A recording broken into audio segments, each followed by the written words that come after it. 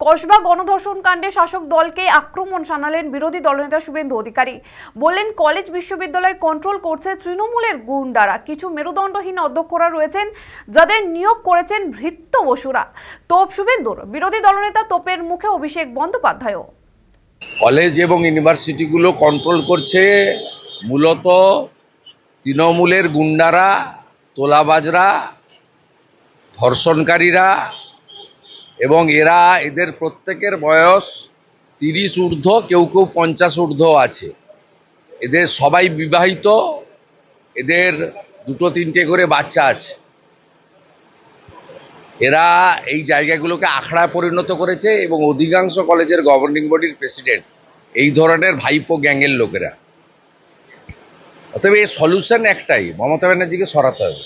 এর কোনো সলিউশন নেই, এটা ননস্টপ চলছে, চলতেও থাকবে।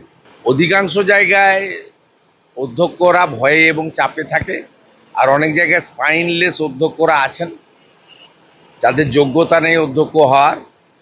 ভৃত্য বসুরা যোগ্যতা তাদেরকে করেছেন। বিকাশ ভবন থেকে তো হয় না, তৃণমূল অফিস থেকে শিক্ষা দপ্তর নিয়ন্ত্রিত হয়। ক্যামাক স্ট্রিট থেকে তালিকা আসে, আপনি করবেন, করার কিচ্ছু নেই।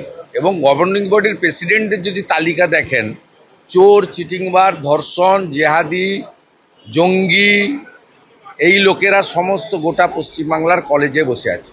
তার পরিণতি যা হওয়ার তাই হচ্ছে।